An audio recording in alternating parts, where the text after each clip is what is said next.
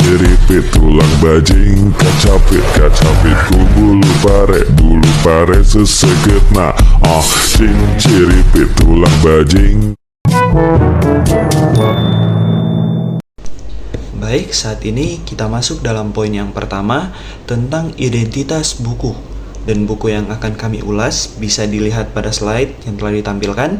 Dan buku utama yaitu Akuntansi Keuangan Menengah 1 yang ditulis oleh Rahmat Hidayat Lubis, SEAK, dan Ratna Sari Dewi, SE SPD MSI. Dan penerbit buku PT Citra Aditya Bakti dan tahun terbit 2017. Dan halaman buku ini berjumlah 116 halaman dan ISBN 978-979-4910931. Dan bahasa yang digunakan dalam buku ini yaitu bahasa Indonesia. Dan hak cipta 2017 sampai 2018 Perpustakaan Nasional Republik Indonesia. Dan buku pembanding yang kami ulas itu yang kami gunakan dalam proses pembelajaran pengantar akuntansi di semester 1 ini, yaitu berjudul Financial Accounting yang ditulis oleh Jerry Wegan, PhD CPA, Paul De Kimmel, PhD CPA, Donald Kieso, PhD CPA. Dan penerbit buku ini yaitu John Wiley & Sons Incorporation, tahun terbit 2019. Halaman buku berjumlah 859 halaman dan ISBN bisa dilihat 978-119-503-408. Dan bahasa yang digunakan dalam buku ini bahasa Inggris, jadi ini memang sesuai standar nasional.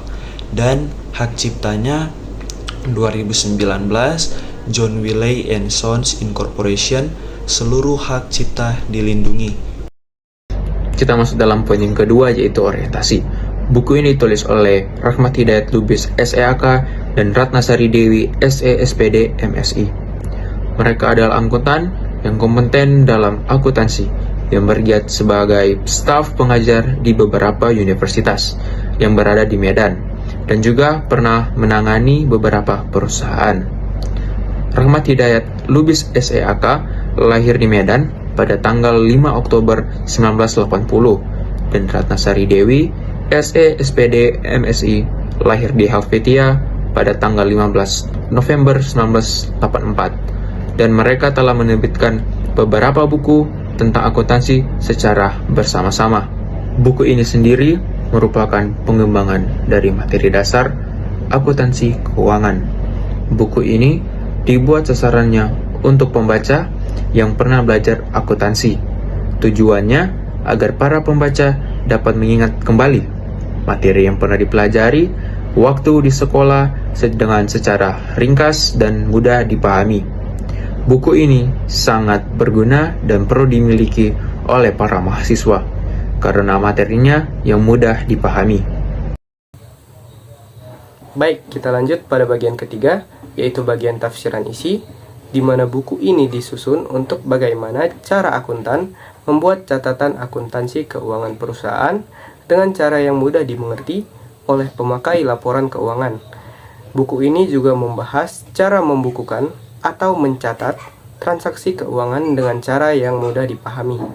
Kemudian di sini kami juga ada beberapa perbandingan pada buku utama dan buku pembanding yang telah kita sampaikan tadi, di mana bab 1 pada buku utama membahas tentang pengertian kas, pengendalian kas, dan penggolongan kas secara ringkas yang dibuat dalam beberapa catatan akuntansi, seperti catatan kas kecil, catatan bank, dan rekonsiliasi bank. Sedangkan pada bab 1 di buku pembanding, membahas tentang akuntansi dalam tindakan, aktivitas akuntansi dan pengguna, etika dalam pelaporan keuangan, standar akuntansi, persamaan akuntansi, dan laporan keuangan. Kemudian pada bab kedua di buku utama membahas tentang pengertian persediaan, pengendalian internal persediaan, klasifikasi persediaan, dan pentingnya manajemen dalam akuntansi persediaan, serta membuat pencatatan pembelian barang, catatan persediaan baik catatan bagian gudang, bagian pembelian, dan catatan akuntansi. Kemudian menghitung harga pokok penjualan sampai perhitungan laba atau rugi. Sedangkan di buku pembanding pada bab 2 membahas tentang proses pencatatan, akun debit dan kredit, siklus akuntansi seperti jurnal, buku besar, dan trial balance atau neraca saldo. Untuk bab 3 di buku utama membahas tentang pengertian piutang dan investasi serta cara pencatatan transaksi penjualan barang secara kredit, pembayaran piutang, hingga penghapusan piutang yang tidak dapat ditagih lagi. Sedangkan pada buku pembanding pada bab 3 membahas tentang penyesuaian akun, akuntansi berbasis akrual dan entry penyesuaian, penyesuaian entry untuk penundaan, penyesuaian entry untuk akrual, penyesuaian neraca saldo dan laporan keuangan, serta penengatan alternatif penundaan dan konsep laporan keuangan. Untuk bab 4 sendiri, pada buku utama membahas tentang aktiva, klasifikasi aktiva tetap, penilaian aktiva, aktiva tidak bergerak, masalah aktiva tetap, dan cara mencatat dan menghitung aktiva tetap, lalu kemudian dibuat menjadi laporan keuangan. Sedangkan pada bab 4 di buku pembanding membahas tentang menyelesaikan siklus akuntansi, cara mempersiapkan lembar kerja, laporan keuangan dari lembar kerja, penutupan buku, siklus akuntansi dan koreksi buku, serta klasifikasi laporan keuangan. Nah baik, saya masuk pada poin yang keempat di mana saya akan mengevaluasi hasil buku tersebut. Di mana buku ini memiliki keunggulan karena buku ini berisi teknik atau cara mudah dalam melakukan pencatatan transaksi keuangan. Nah, yang dimana transaksi keuangan perusahaan yang terjadi yang dapat dijadikan dasar dalam pengambilan keputusan. Nah, buku ini juga sangat bagus karena mengajarkan bagaimana transaksi keuangan yang terjadi dapat dicatat. Nah, dikelompokkan dan dilaporkan sesuai dengan jenis transaksi yang terjadi dengan syarat dan ketentuan bahwa transaksi tersebut dicatat harus sesuai dengan kelompok akun yang sesuai sehingga pengelompokan pelaporan transaksi yang terjadi dapat diambil keputusan oleh pemakai laporan keuangan. Nah, ini sangat bagus untuk pembaca yang pernah belajar akuntansi dapat mengingatkan kembali materi yang pernah dipelajari waktu di sekolah secara ringkas dan mudah untuk dipahami, teman-teman.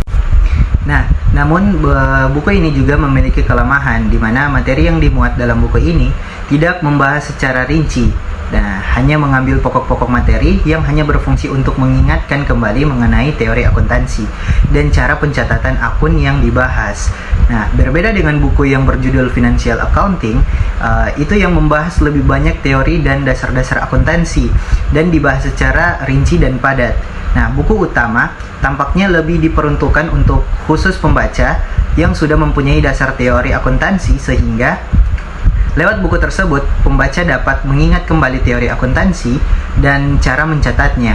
Nah, sedangkan buku pembanding lebih lengkap pembahasannya mengenai dasar-dasar akuntansi, di mana teori akuntansi, cara pencatatan akun, sehingga sangat membantu pembaca yang mau belajar akuntansi dan pembaca yang sudah mengenal tentang teori akuntansi. Nah, lalu meskipun terdapat perbedaan dalam pembahasan pada kedua buku ini, namun kedua buku ini memiliki tujuan yang sama untuk membantu pembaca memahami dasar-dasar dan cara pencatatan transaksi keuangan agar pembaca mampu menjadi akuntan yang baik dan dapat diandalkan. Kita masuk dalam poin yang terakhir, yaitu poin yang kelima, rangkuman. Akuntansi adalah ilmu yang bagus untuk dipelajari karena membantu kita dalam kegiatan ekonomi.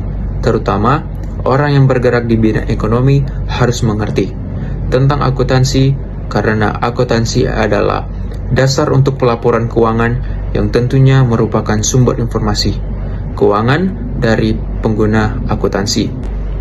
Buku ini sangat berguna karena membantu pembaca untuk memahami materi-materi dalam ilmu akuntansi. lebih khususnya cara pencatatan transaksi dan pembuatan laporan keuangan. Cara pencatatan laporan keuangan yang dimuat dalam buku ini cukup lebih jelas dan bisa dipakai oleh orang dalam dunia kerja. Meskipun pembahasan ini muat hanya beberapa, tetapi secara keseluruhannya buku ini sudah sangat membantu dan layak dibaca oleh semua orang.